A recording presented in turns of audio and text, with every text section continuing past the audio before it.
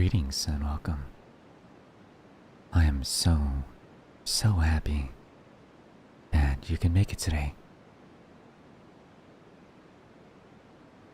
Today, we will be reading my favorite folktales from Korea. Folktales are usually passed down by word and song. Sometimes, specifically in Korea, through songs and performance called pansori. And as such, the rendition of each story is often a bit different, depending on who you go to. This specific rendition is by a man named H.N. Allen, an MD, Foreign Secretary of Legation for Korea, who visited Korea and collected such Korean folktales and compiled them in a book called Korean Tales, a collection of stories translated from the Korean folklore. This was also published in 1889 by G.P. Putnam's Sons in the Knickerbocker Press. Now, while there are many different folktales that you could probably won't even be able to count them in 10 fingers, this one I remember specifically because of the message it brought. This is the story of two brothers, one rich, the other not so much. However, their fates would soon coincide in an unexpected way. By the mere existence of a swallow. This story's title is Hungu and NahlBo, or The Swallow King's Rewards. I hope you enjoy. Follow along if you have to. The story is in the description below. And I'm so happy you can make it.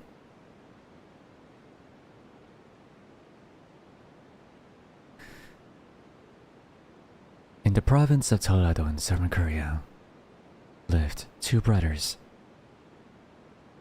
One was very rich, the other very poor. For in dividing the inheritance, the elder brother, instead of taking the father's place and providing for the younger children, kept the whole property for himself, allowing his younger brother nothing at all, reducing him to a condition of abject misery. Both men were married. NahlBo, the elder, had many concubines in addition to his wife, but had no children, while HyungBo had but one wife and several children. The former's wives were continually quarreling. The latter lived in contentment and peace with his wife, each endeavoring to help the other bear the heavy burdens circumstances had placed upon them. The elder brother lived in a fine, large compound with warm, comfortable houses. The younger had built himself a hut of broom straw, the thatch of which was so poor that when it rained they were deluged inside upon the earthen floor. The room was so small, too, that when HyungBo stretched out his legs in his sleep, his feet were apt to be thrust through the wall. They had no kang and had to sleep upon the cold dirt floor, where insects were so abundant as to often succeed in driving the sleepers out of the doors. They had no money for the comforts of life and were glad when a stroke of good fortune enabled them to obtain the necessities. Hungu worked whenever he could get work, but rainy days and dull seasons were a heavy strain upon them. The wife did plain sewing, and together they made straw sandals for the peasants and vendors. At fair time, the sandal business was good, but then came a time when no more food was left in the house. The string for making the sandals was all used up, and they had no money for a new supply. Then the children cried to their mother for food, till her hearts ached for them. The father wandered off in a last attempt to get something to keep the breath of the life in his family. Not a kernel of rice was left. A poor rat, which has been cast in his lots with his kind family, became desperate when, night after night, he chased around the little house without being able to find the semblance of a meal. Becoming desperate, he vented his despair in such loud squealing that he wakened the neighbors, who declared that the mouse at his legs were worn off, running about in a vain search for a grain of rice with which to appease his hunger.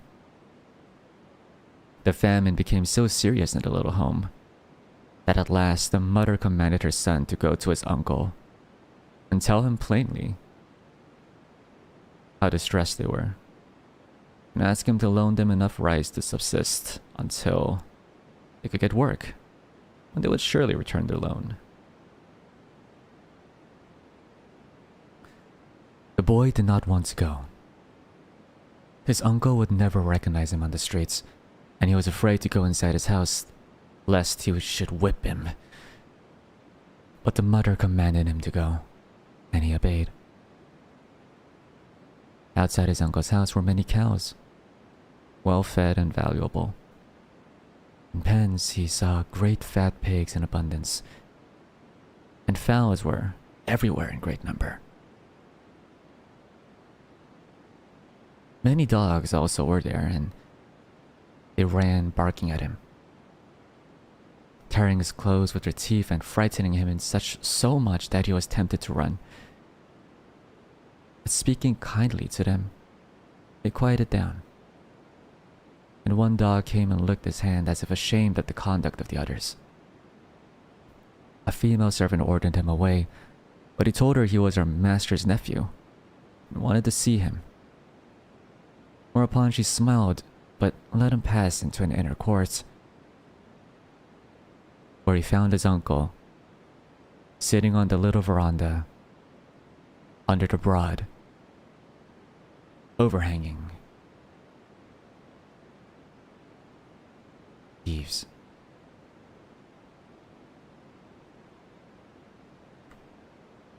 The man gruffly demanded, "Who are you?" "I am your brother's son," he said. "We are starving at our house and have no food for 3 days. My father is away now trying to find work, but we're very hungry and only ask you to loan us a little rice till we can get some to return to you." The uncle's eyes drew down to a point. His brows contracted. He seemed very angry, so that the nephew began looking for an easy way of escape in case he should come at him. At last he looked up and said, "My rice is locked up, and I have ordered the granaries not to be opened. The flour is sealed and cannot be broken into. If I give you some cold victuals, the dogs will bark at you and try to take it from you. If I give you the leavings of the winepress, the pigs will be jealous and squeal at you. If I give you bran, the cows and fowls will take after you. Get out, and let me never see you here again." So saying, he caught the poor boy by the collar and threw him into the outer courts, hurting him and causing him to cry bitterly with pain of body and in distress of mind.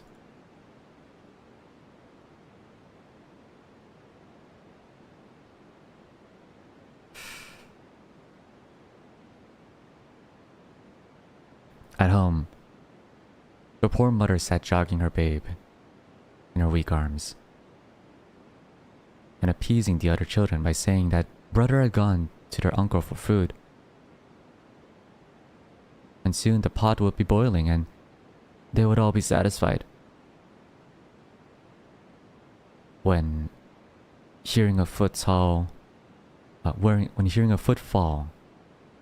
all scrambled eagerly to the door, only to see the empty-handed, red-eyed boy coming along, trying manfully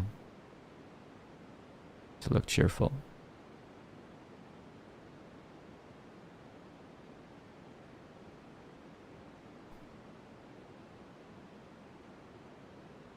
"Did your uncle whip you?"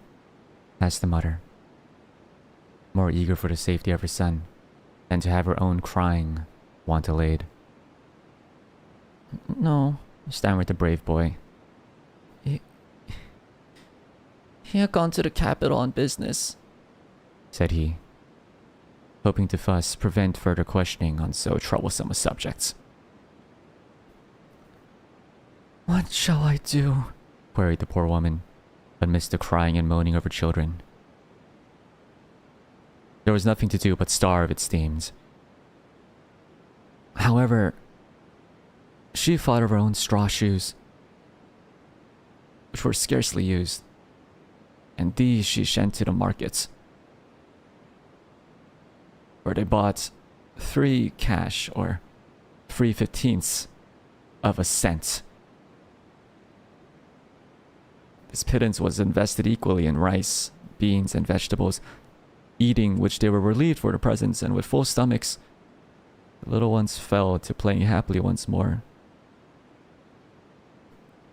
But the poor mother was full of anxiety for the morrow.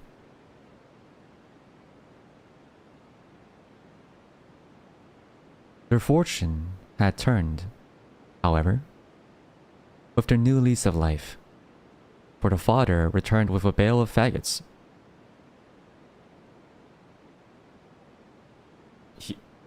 He had gathered on the mountains.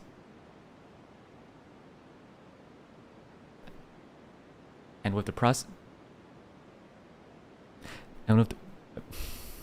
proceeds of these, the shoes were redeemed and more food was purchased.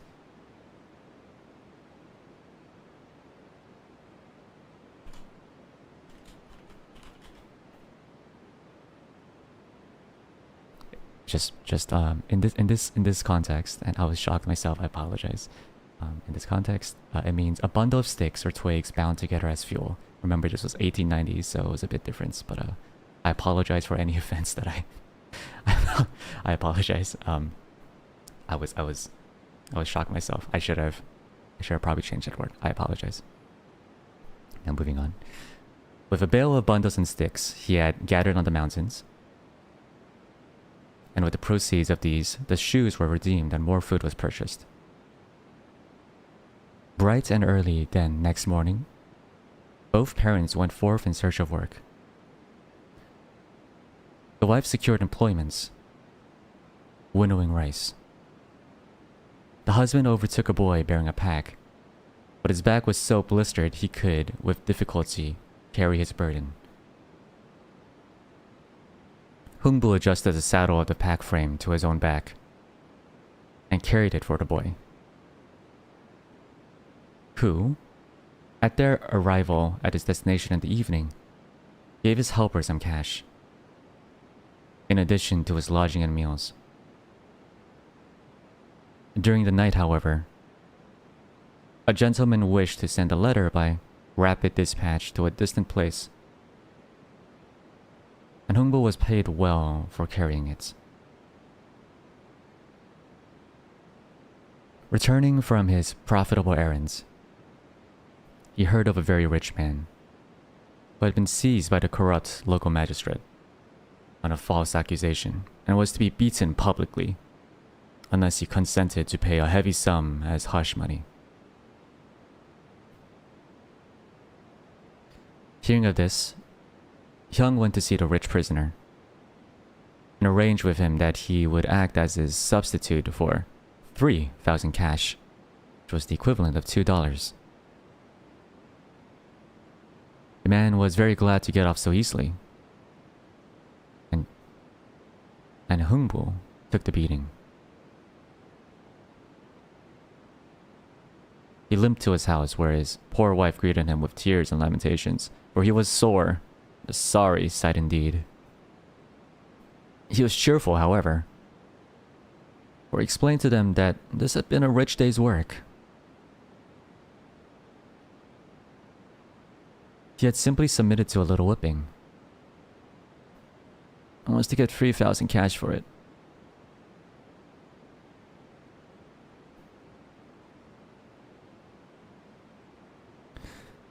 The money did not come, however,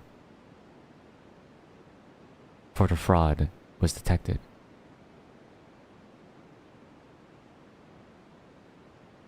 And the original prisoner was also punished. Being of rather a close disposition, the man seemed to think it unnecessary to pay for what did him no good. The wife cried indeed over her husband's wrongs and their own more unfortunate condition. But the husband cheered her, saying, "If we do right, we will surely succeed." He was right. Spring was coming on,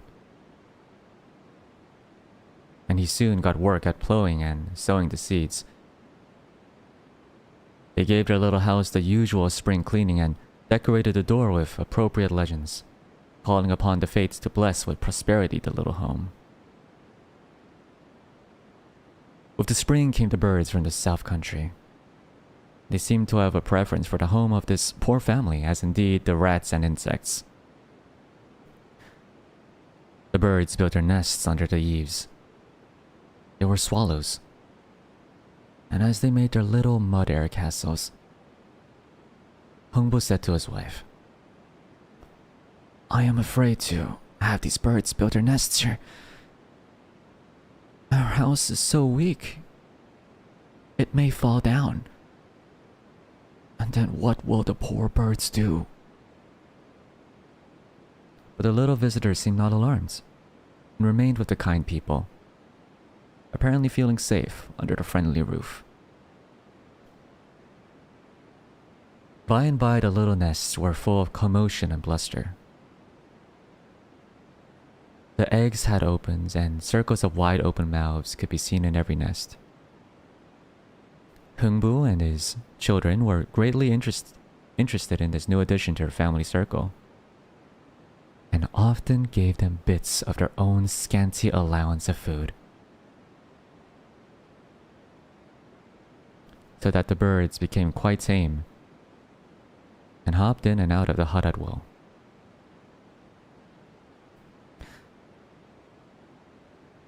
One day, when the little birds were taking their first lesson in flying, HyungBo was lying on his back on the ground and saw a huge roof snake crawl along and devour several little birds before he could arise and help them.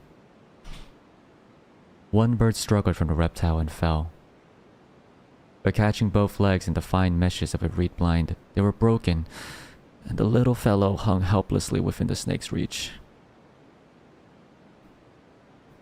HyungBo hastily snatched it down, and with the help of his wife, he bound up the broken limbs, using dried fish skin for splints. He laid the little patient in a warm place. The bones speedily united, so that the birds soon began to hop around the room and pick up bits of food laid around out for him. Soon the splints were removed, however, and he flew away, happily, to join his fellows.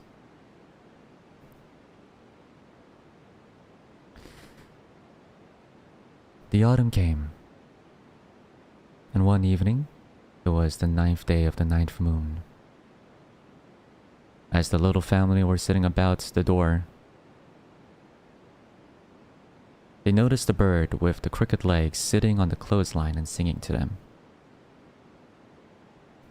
"I believe he is thanking us and saying goodbye," said Hyung. "For the bird's all going south now." That seemed to be the truth, for they saw their little friend no longer. And they felt lonely, without the occupants of the now deserted nests.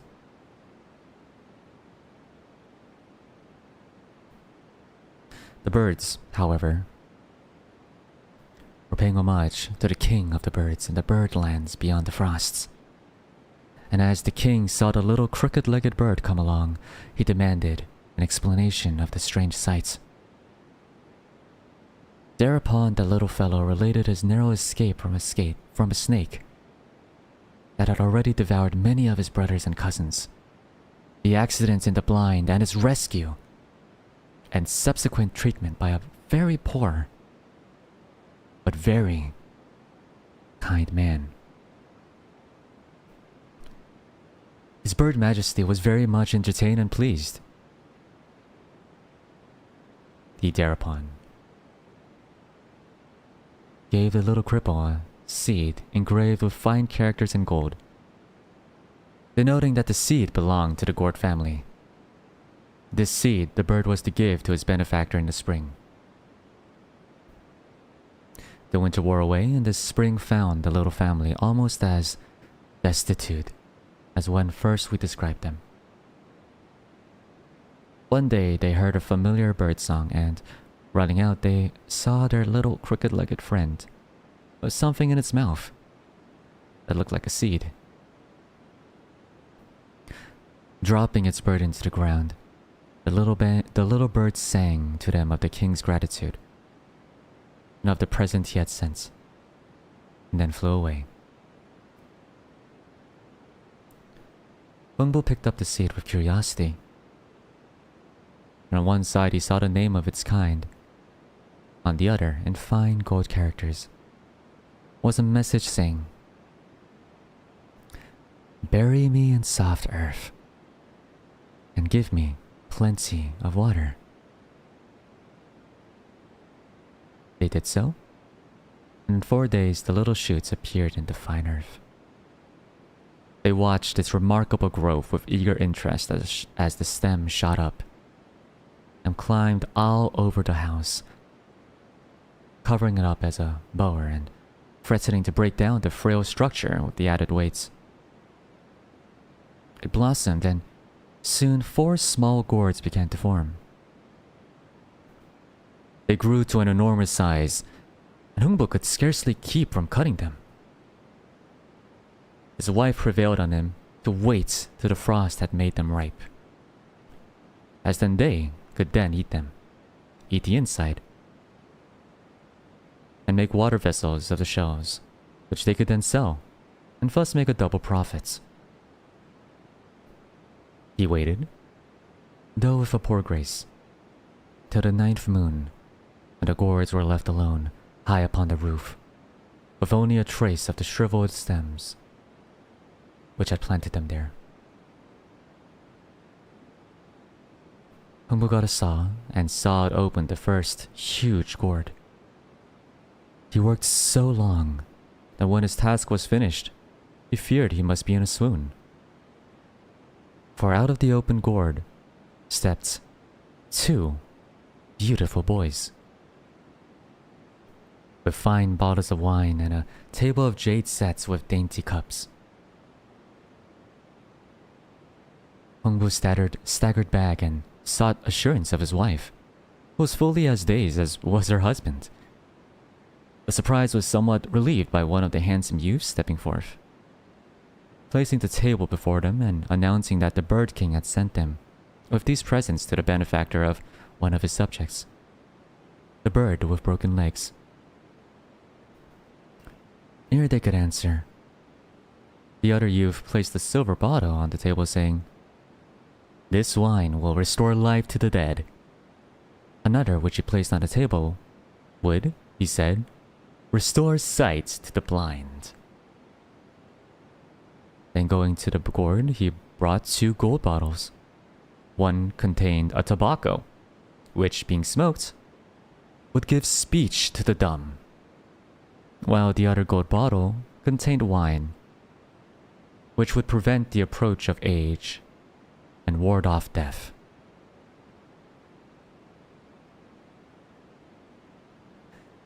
Having made these announcements, the pair disappeared, leaving HyungBo and his wife almost dumb with amazement. They looked at the gourd, then at the little table and its contents, and each looked at the other to be sure it was not a dream. At length, HyungBo broke the silence, remarking that as he was very hungry, he would venture to open another gourd, and he hoped that it would be found full of something good to eat, since it was not so important for him to have something with which to restore life just now as it was to have something to sustain life with. The next gourd was open, as was the first, when by some means out flowed all manner of household furniture and clothing, with rolls upon rolls of fine silk and satin cloth, linen goods, and the finest cotton. The satin alone was far greater in bulk than the gourd had been. Yet, in addition, the premises were literally strewn with costly furniture and finest fabrics. They barely examined the goods now, their amazement having become so great that they could scarcely wait until all had been opened. The whole seemed so unreal that they feared delay might be dangerous. Both sawed away on the next gourd when out came a body of carpenters, all equipped with tools and lumber, and, to their utter and complete amazement, began putting up a house as quickly and quietly as thought. So that before they could arise from the ground, they saw a fine house standing before them, of courts and servants' quarters, stables and granaries.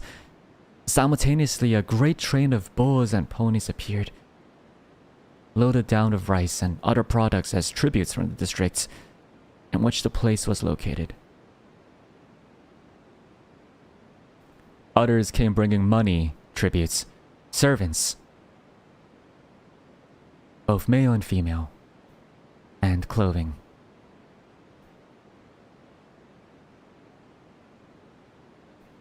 They felt sure they were in dreamland now, and that they might enjoy the exercise of power while it lasted. They began commanding the servants to put the goods away, the money in the sarang, or reception room, the clothing in the tarak, or garret over the fireplace, the rice in the granaries, and animals in their stables. Others were sent to prepare a bath, that they might don the fine clothing before it should be too late. The servants obeyed, increasing the astonishment of the pair, and causing them to literally forget the fourth gourd in their in their amazed contemplation of the wondrous miracles being performed, and the dreamy air of satisfaction and contentment with which it surrounded them. Their attention was called to the gourd by the servants, who were then commanded to carefully saw it open. They did so, and out stepped the maiden, as beautiful as were the gifts that had preceded her. Never before had HyungBo looked on anyone who could at all compare with the matchless beauty and grace of the lovely creature, who now stood so modestly and confidingly before him. He could find no words to express his boundless admiration, could only stand in mute wonder and feast himself upon her beauty. Not so with his wife, however. She saw only a rival in the beautiful girl, and straightway demanded who she was. whence she came and what she wanted. The maid replied, I am sent by the Bird King to be this man's concubine. Whereupon the wife grew dark in the face and ordered her to go whence she came and not see her husband again. She upbraided him for not being content with a house and estates, numbers of retainers and quantities of money. Declared this last trouble was all due to his greed in opening the fourth gourd.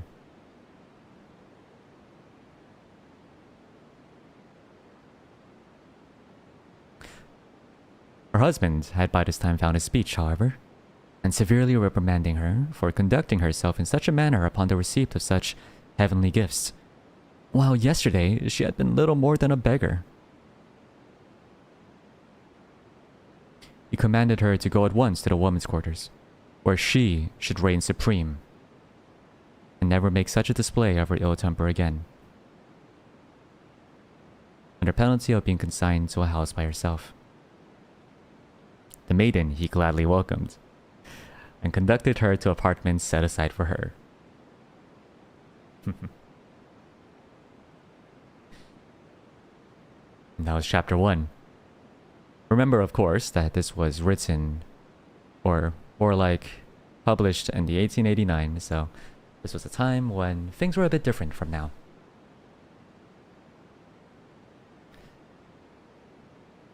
Do consider that when you are listening and reading to the story.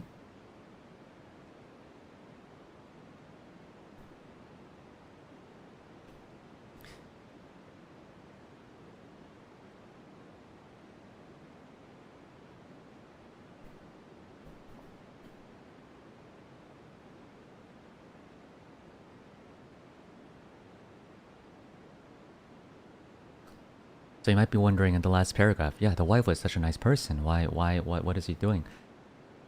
Well, definitely back in the day, it was more of a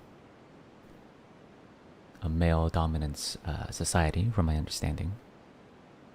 And this actually might not be such a negative thing as it is, oh, okay, that makes sense kind of vibe. In fact, going to the woman's quarters where she should reign supreme might even be considered an amazing thing to some back in the day. And as for concubines, that was just the norm. For rich people, that was just the norm. And while I can't say it exactly makes HyungBo any less of an 1890s man, or probably even more back then, because the story was told from a long time ago. Hopefully you can at the least understand where he's coming from, and don't berate him too much for a sense of ethics that was very much different back then than it is today.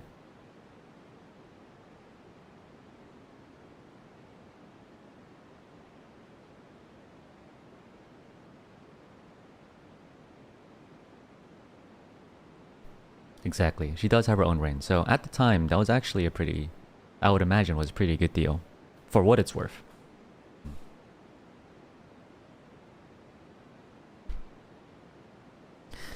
Now, shall we move on to chapter 2?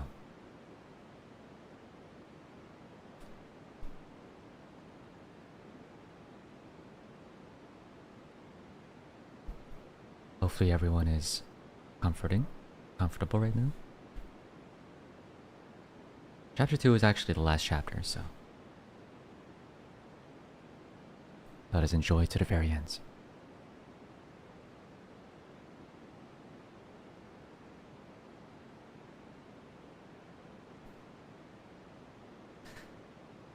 When Nubu heard of the wonderful change taking place at his brother's establishment,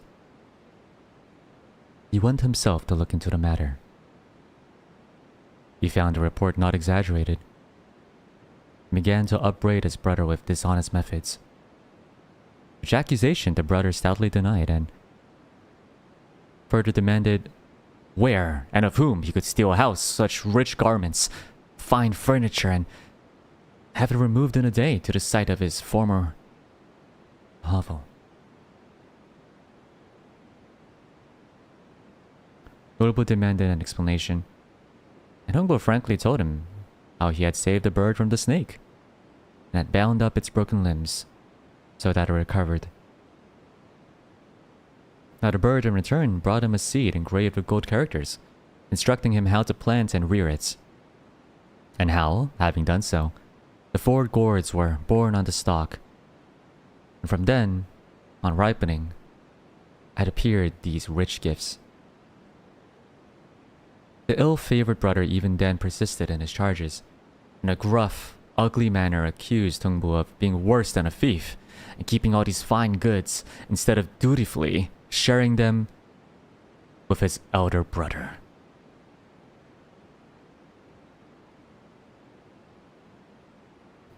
This insinuation of undutiful conduct really annoyed HyungBo, who, in his kindness of heart, forgave this unbrotherly senior his former ill conduct and thinking only of his own present good fortune.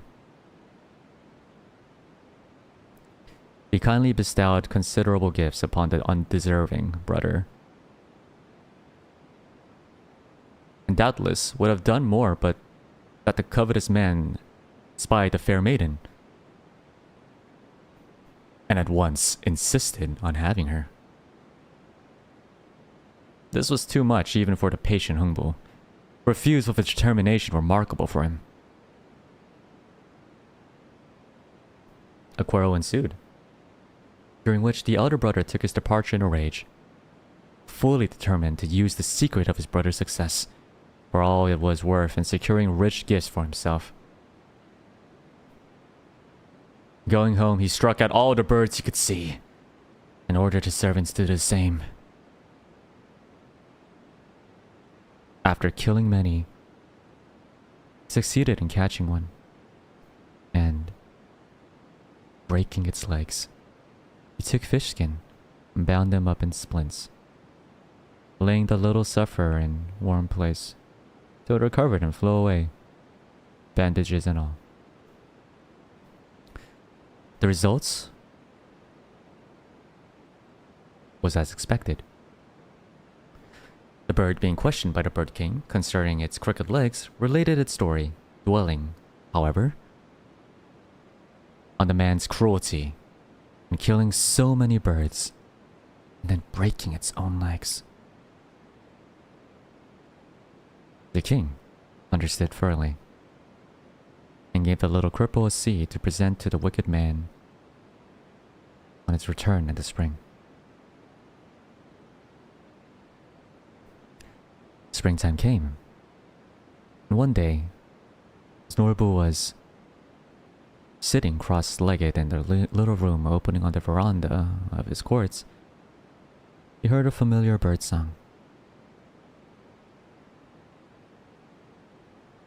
Dropping his long pipe, he threw open the paper windows, and there, sure enough, sat a crooked-legged bird on a clothesline, bearing a seed in its mouth. Nubu would let no one touch it, but as the bird dropped the seed and flew away, he jumped out so eagerly that he forgot to slip his shoes on and got his clean white stockings all befouled. He secured the seed, however, and felt that his fortune was made. He planted it carefully, as directed, and gave it his personal attention. The vines were most luxurious. They grew with great rapidity, till they had well nigh covered the whole of his large house and outbuildings. Instead of 1 gourd or even 4, as in the brother's case, the new vines bore 12 gourds, which grew and grew till the great beam of his house fairly groaned under the weight, and he had to block them in place to keep them from rolling off the roofs. He had to hire men to guard them carefully, for now that the source of Hungu's riches were understood, everyone was anxious for the gourd.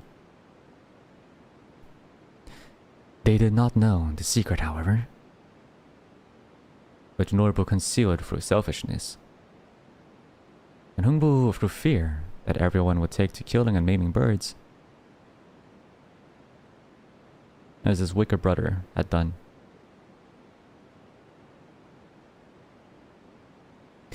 Maintaining a guard was expensive, and the plants so loosened the roof tiles by the tendrils searching for earth and moisture in the great layer of clay under the tiles, that the rainy season made great havoc with the house.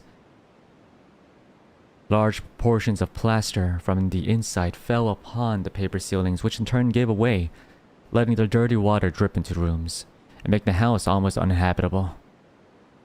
At last, however, the plants could do no more harm. The frost had come, the vines had shriveled away, and the enormous ripe gourds were carefully lowered, amid the yelling of a score of coolies as each seemed to get in the other's way, trying to manipulate the ropes and poles, with which the gourds were let down to the ground. Once inside the courts, the great doors locked, NahlBo felt relieved, and shutting out everyone but a carpenter and his assistants, prepared for the great surprise which he knew must await him, in spite of his most vivid dreams.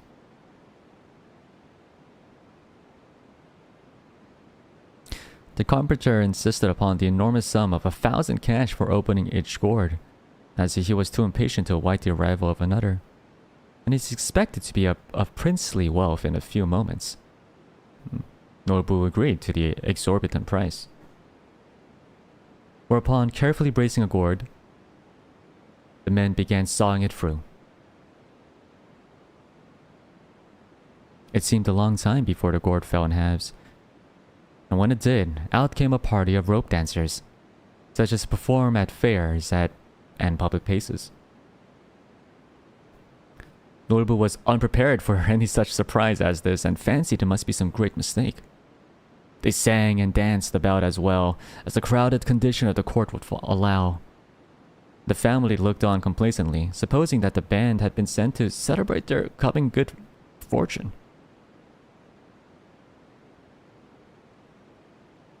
NahlBo soon had enough of this. He wanted to get at his riches, and seeing that the actors were about to stretch the ropes for a more extensive performance, he ordered them to cease and take their departure. To his amazement, however, they refused to do this until he paid them 5,000 cash for their trouble. "You sent for us and we came," said the leader. "Now pay us, or we will live with you till you do." There was no help for it. From great reluctance and some foreboding, he gave them the money and dismissed them. NahlBo turned to the carpenter, who chanced to be a man with an ugly visage, made uglier by a great hare lip. "You," he said, "are the cause of all this. Before you entered this court, these gourds were filled with gold, and your ugly face had changed to beggars." Number 2 was opened with no better results. For out came a body of Buddhist priests, begging for their temple, and promising many sons in return for offerings of suitable merits.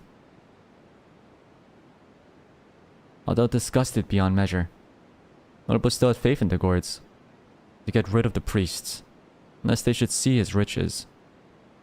He gave them also 5,000 cash. As soon as the priests were gone, gourd number 3 was open, with still poorer results. For out came a procession of paid mourners, followed by a corpse borne by bearers. The mourners wept as loudly as possible, and all was in perfect uproar. For in order to go, the mourners declared that they must have money for mourning, and to pay for burying the body. Seeing no possible help for it, 5,000 cash was finally given them. They went out with the beer. The NahlBo's wife came into the court and began to abuse the hair-lip man for bringing upon them all this trouble. Whereupon the latter became angry and demanded his money that he might leave. They had no intention of giving up the search as yet. However, and as it was too late to change carpenters, the ugly fellow was paid for the work already done, and given an advance on that yet remaining. He therefore set to work upon the 4th gourd, which NahlBo watched with feverish anxiety. From this one, there came a band of giseng, or dancing girls, There was one woman from each province, and each had her song and dance. One sang of the Yang Wang, or wind god. Another of the Wangjie, or pond deity. One sang of the Songji, or money, that is placed as a christening on the roof tree of every house. There was the cuckoo song, the song of the ancient tree that has lived so long that its heart is dead and gone, leaving but a hollow space. The leaves spring forth every springtide. The song of laughter and mourning, with an injunction to see to it that the rice offering be made to the departed spirits, to the king of the sun and stars, a song was sung. And last of all, one votary sang of the 12 months that make the year, the 12 hours that make the day, the 30 days that make the month, and of the new year's birth. The old year dies, taking with it their ills to be buried in the past, reminding all people to celebrate the New Year holidays by donning clean clothes and feasting on good food, that the following year may be to them one of plenty and prosperity. Having finished their songs and their graceful posturing and waving of their happy silk banners, the Giseng demanded their pay, which had to be given them, reducing the family wealth 5,000 cash more. The wife now tried to persuade NahlBo to stop and not open more. The hair-lipped man offered to open the next for 500 cash, as he was secretly enjoying the sports. So the fifth was opened a little, when a yellow-looking substance was seen inside, which was taken to be gold. They hurriedly opened it completely. But instead of gold, out came an acrobatic pair, being a strong man with a youth dressed to represent a girl. The man danced about holding his young companion balanced upon his shoulders, singing, meanwhile, a song of an ancient king whose riotous living was so distasteful to his subjects that he built him a cavernous palace, the floor of which was covered with quicksilver. The walls were decorated with jewels, and myriad lamps turned the darkness into day. Here were to be found the choicest viands and wines, with bands of music to entertain the feaster's most beautiful woman, and he enjoyed himself most luxuriously until his enemy, learning the secrets, threw open the cavern to the light of day, when all of the beautiful women immediately disappeared in the sun's rays.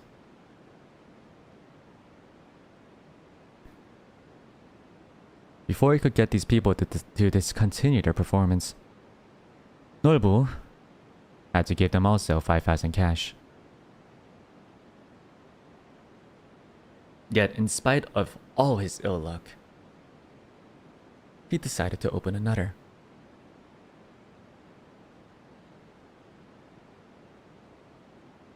Which being done, a jester came forth, demanding the expense money for his long journey. This was finally given him, for NahlBo had hit upon what he deemed a clever expedient. He took the wise fool aside and asked him to use his wisdom in pointing out to him which of these gourds contained gold. Whereupon the jester looked wise, tapped several gourds, and motioned to each one as being filled with gold. The seventh was therefore opened, and a lot of yeomen runners came forth, followed by an official. NahlBo tried to run from what he knew must mean an exorbitant squeeze, and he was caught and beaten for his indiscretion. The official called for his valise and took from it a paper, which his secretary read, announcing that NahlBo was the serf of this lord, must hereafter pay to him a heavy tribute.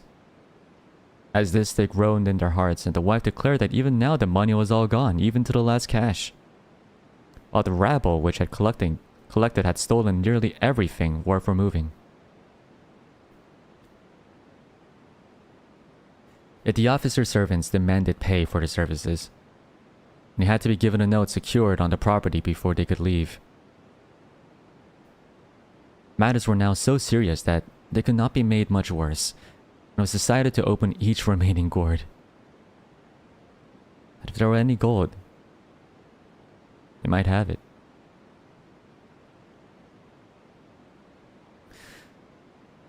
When the next one was opened, a bevy of Murang women, soothsayers, came forth, offering to drive away the spirit of disease and restore the sick to health.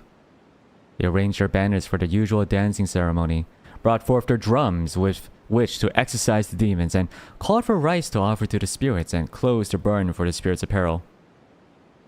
"Get out!" roared NahlBo. "I am not sick except for the visitations of such as yourself, who are forever burdening the poor and demanding pay for your supposed services. Away with you and befool some other 8 months man fool if you can. And want none of his services." There were no easier to drive away, however, than were the other annoying visitors that had come with his supposed good fortune. He had finally to pay them, as he had the others, and dejectedly he sat, scarcely noticing the opening of the knife gourd. The latter proved to contain a juggler. The exasperated NahlBo, seeing but one small man, determined to make short work of him. Seizing him by his top knot of hair, he was about to drag him to the door, when a dexterous fellow, catching his tormentor by the thighs, threw him headlong over his own back, nearly breaking his neck and causing him to lie stunned for a time, while the expert bound him hand and foot and stood him on his head, but that the wife was glad to pay the fellow and dismiss him ere the life should be departed from her lord.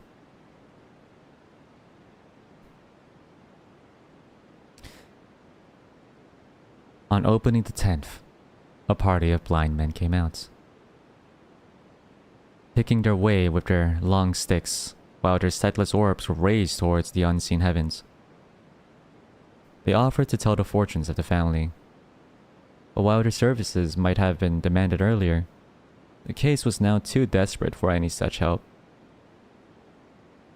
The old men tinkled their little bells and chanted some poetry addressed to the 4 good spirits stationed at the 4 corners of the earth, where they patiently stand bearing the world upon their shoulders, and to the distant heavens that arc over and fold the earth in their embrace, where the 2 meet at the far horizon, which is currently pictured in the Korean flag. The blind men threw their dice, and fearing lest they should prophesy death, NahlBo quickly paid and dismissed them. The next gourd was opened but a trifle, that they might first determine as to the wisdom of letting out its contents. Before they could determine, however, a voice like thunder was heard from within. The huge form of a giant arose, splitting open the gourd as he came forth. In his anger, he seized poor NahlBo and tossed him upon his shoulders as though he would carry him away, whereupon the wife pled with tears for his release, and gladly gave an order for the amount of the ransom, after which the monster allowed the frightened man to fall to the ground, nearly breaking his aching bones in the fall. The carpenter did not relish the sport any longer. It seemed to be getting entirely too dangerous. He thereupon demanded the balance of his pay, which they finally agreed to give him, providing he would open the last remaining gourd.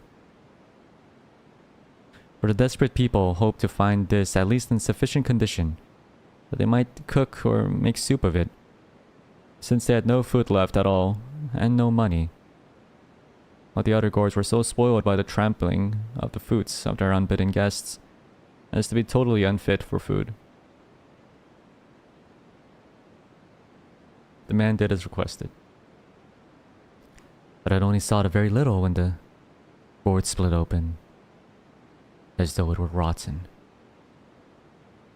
while a most awful stench arose, driving everyone from the premises. This is followed by a gale of wind, so severe as to destroy the buildings, which in falling took fire from the gang. And while the once prosperous man looked on in helpless misery, the last of his remaining property was swept forever from him.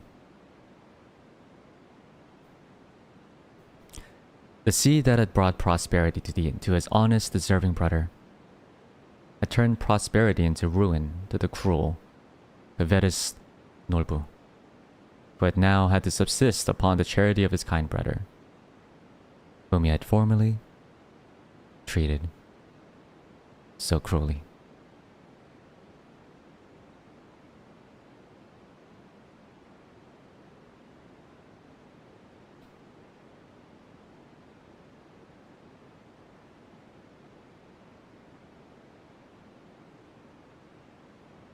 And that was the story.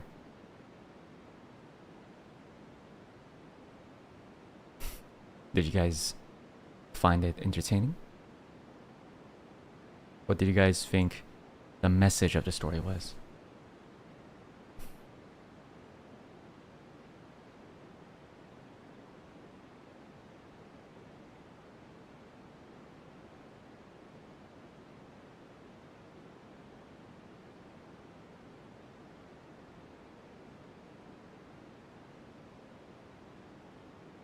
The story definitely has many different renditions. More often than not, they would have different messages and different characters, different events that happen. A more child-friendly story, for instance, would not suggest that the snake would eat the swallow's brethren, but that there was only one lone swallow that came by. The snake attacked it and it broke its poor leg. Other renditions, HyungBo opened each gourd, and each gourd definitely had misfortunes, but I don't remember there being a giant, for instance. However, I believe the general message stays exactly the same for every single one of them. Do not be greedy. Be kind to your fellow brothers, and for that matter,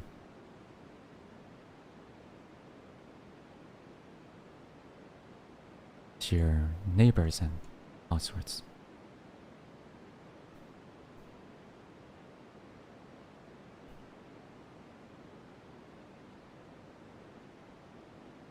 And when someone reaches out to you for help, consider. Just consider. Lest you might be taken away and taken aback by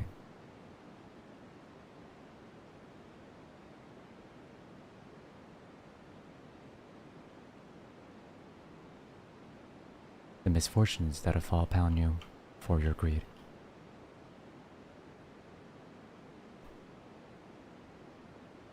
And on the other hand, kindness might bring you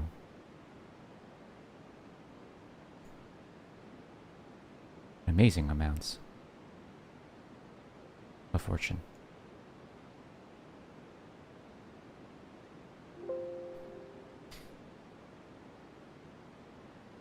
So, I will go ahead and set up a quick Satsu.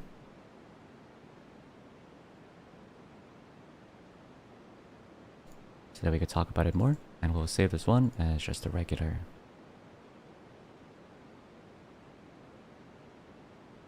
Just leave this as a regular stream.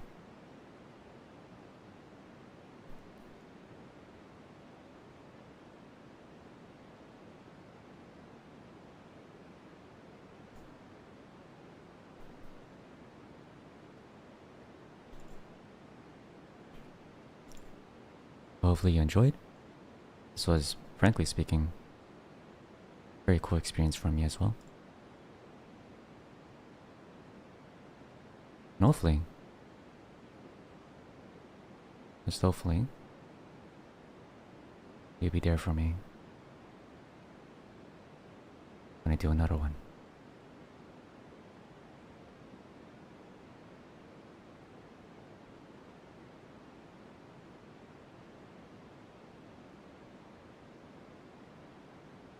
I'll see you soon.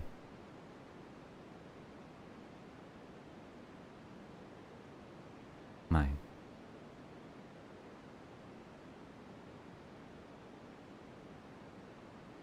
Civilians.